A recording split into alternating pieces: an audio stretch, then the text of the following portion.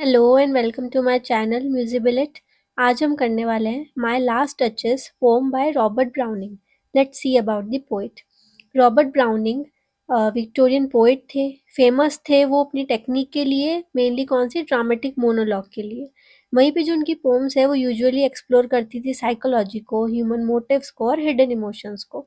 Browning often creates complex speakers. अब वो यहाँ पे उनकी पोम में इस तरह के स्पीकर्स रखते थे जो कि अपने ही जो उनकी थॉट प्रोसेसेस थी वो उनकी खुद की बातों से हमें दिख जाती थी। बाद में उनकी जो पोएट्री है वो फोकस करती है मेनली पावर पे, मोरालिटी पे, jealousy and human floss. Let's see about the pome.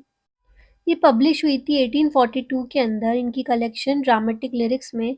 Pome mainly written है आयम्बिक पेंटामीटर के अंदर। राइमिंग स्कीम है ए ए बी बी सी सी। और वहीं पे जो सेंटेंसेस हैं वहाँ पे इंजममेंट का यूज़ हुआ है, यानी कि एक लाइन के बाद दूसरी लाइन फटाफट से शुरू हो रही है और वो एक मतलब एक नेचुरल स्पीच की तरह लग रही है, जैसे हम कॉन्वर्जेशन कर रहे हैं उसी तरीके से, क्योंकि कोई स्ट्रिक्ट राइमिंग स्कीम नहीं है। इस पोम के अंदर ड्रामेटिक मोनोलॉग का यूज़ हुआ है जो कि ड्यूक ऑफ फरेरा बोल रहे हैं यहाँ पे स्पीकर की तरह। ये जो ड्यूक हैं ये अपनी लेट वाइफ के बारे में बता रहे एक मैसेंजर को जो कि उनकी अगली मैरिज का प्रपोजल लेके आया है उनके पास।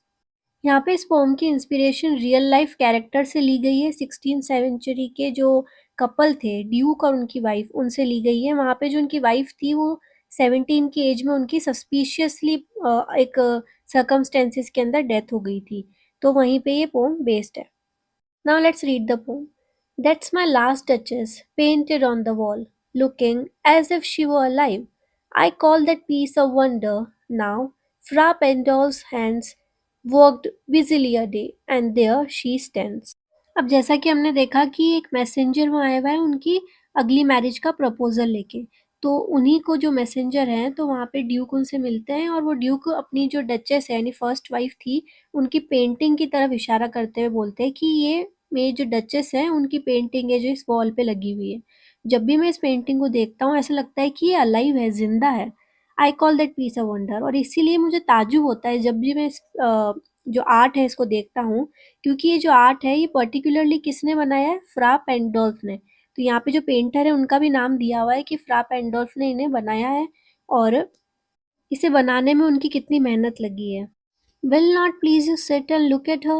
I said, Fra Pendorf, why resign? For never read strangers like you that pictured countenance, the depth and passion of its earnest glance. अब यहाँ वो अपने गेस्ट को बोलते हैं कि आपको बैठ के और इसे आराम से इस पिक्चर को देखना चाहिए।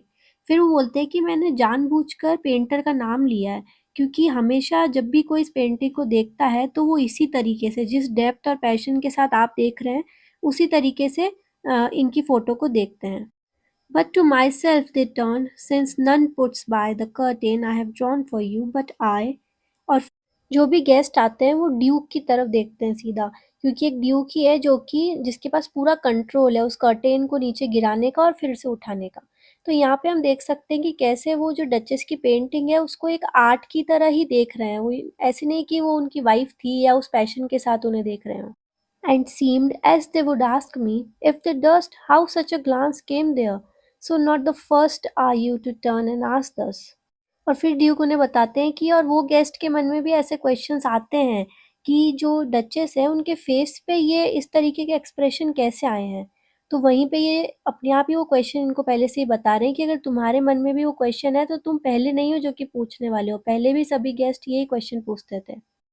Sir, it was not her husband's presence only, called that spot of joy into the duchess' cheek।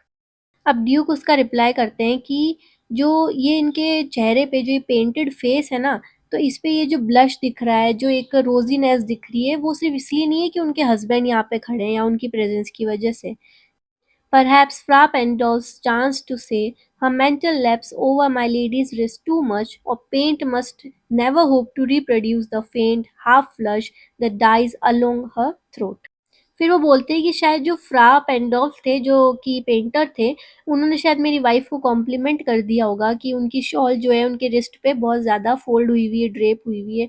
तो कुछ भी उनको ऐसा कॉम्प्लीमेंट देके शायद उन्होंने ब्लश करवाया होगा। नहीं तो ऐसा एक पेंटिंग के थ्रू कभी भी जो ये ब्लश और ये जो इनके रोजीनेस आ रही है, ये कभी भी नहीं आ सकती थी। Such stuff was courtesy, she thought, and cause enough for falling up that spot of joy. She had a heart, how shall I say, too soon made glad, too easily pressed. फिर Duke बताते हैं कि जो duchess थी वो इसी तरह की थी, उनका दिल ही इस तरीके का था, उन्हें लगता था कि ऐसी छोटी-छोटी कर्टेसी अगर कोई करता है, तो उससे बहुत ज़्यादा खुश हो जाना चाहिए। बल्कि जो ये ऐसी छोटी चीज़ें होती हैं, काफ़ी थी उनको इम्प्रेस करने के लिए। She liked whatever she looked on, and her looks went everywhere, so it was all one.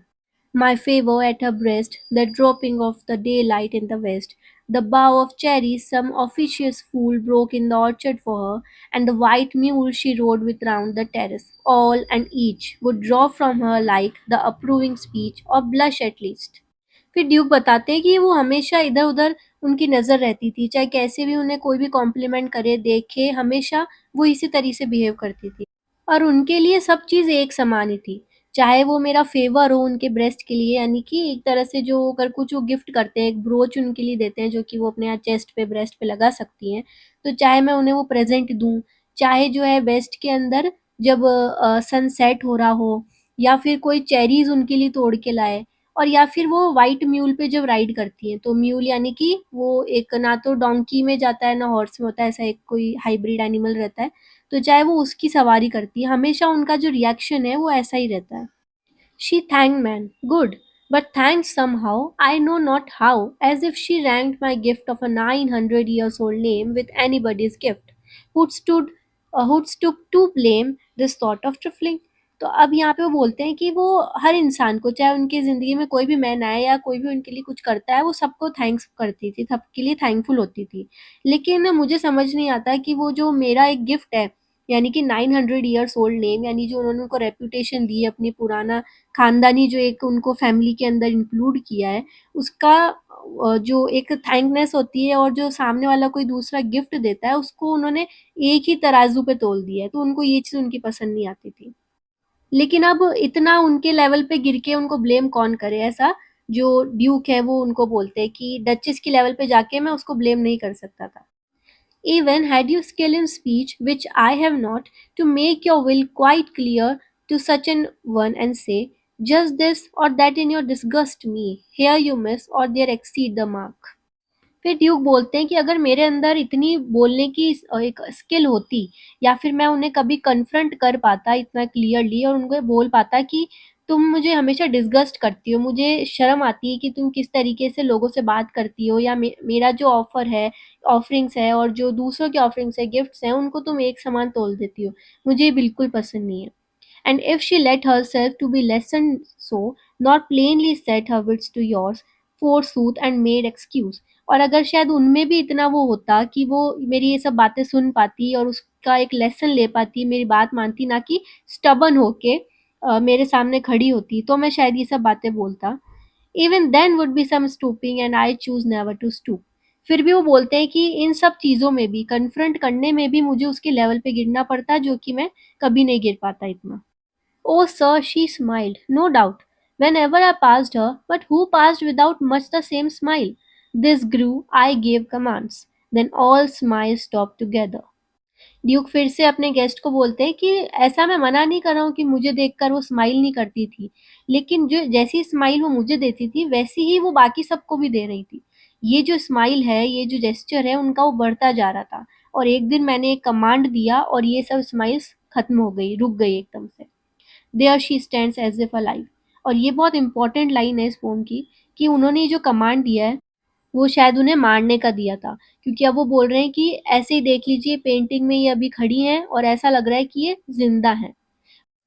Will not please you rise, we will meet the company below then, I repeat. The count your master's known munificence is ample warrant that no just pretence of mine for dowry will be disallowed.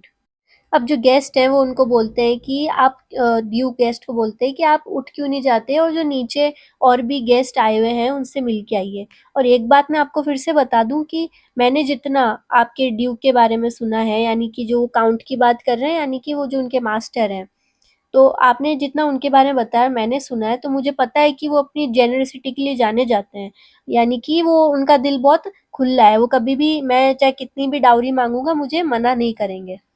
Though his fair daughter's self, as I avowed, at starting is my object.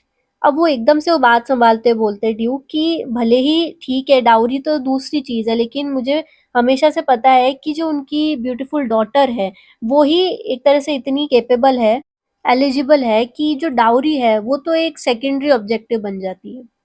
Nay, we will go together down, sir.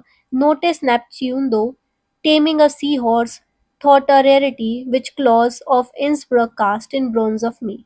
Last में Duke उनको बोलते हैं कि चलिए हम दोनों साथ नीचे जाते हैं, और गौर करिएगा कि नीचे आपको एक स्टैचू दिखेगा नेपच्यून का, जो कि एक सी हॉर्स को टेम कर रहे हैं। उन पे ज़रूर गौर करिएगा क्योंकि वो बहुत ही रेयर वर्क है आर्ट का, जो कि मुझे क्लॉज ऑफ इंसबर्ग ने गिफ्ट किया था इन ब्रॉन्ज फॉर्म, यानी ब्रॉन्ज के अंदर कास्ट करके।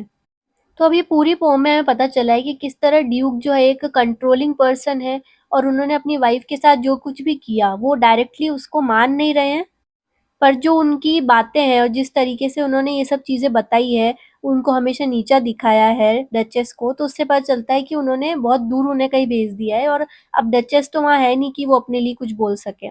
लास्ट में जो वो टेमिंग ऑफ सी हॉर्स की बात हुई है और जो नेपच्यून की बात हुई है, तो वहाँ पे हमें पता चलता है कि वो जो एक अपर हैंड हमेशा वो रखना चाहते हैं खुद का, और एक तरीके से वो जो वहाँ पे गेस्ट आए हुए थे, जो मैसेंजर थे, उसको ये बताना चाहते थे कि जैसे नेपच्यून गॉड ने उसको सी हॉर्स को टेम किया था, यानी कंट्रोल में लेके आए थे, वैसे ही मैं भी ये जो तुम्हारे काउंट है और उनकी डॉटर है उसको अपने कंट्रोल में ले आऊंगा, जो कि उनकी पहली बातों से पता भी चला है कि वो किस तरीके से डाउरी मांग रहे थे। यहाँ पे ये पोम खत्म होती है। आपको कैसी लगी ज़रूर बताना, and if there something I need to change in my interpretation then please let me know. Thank you.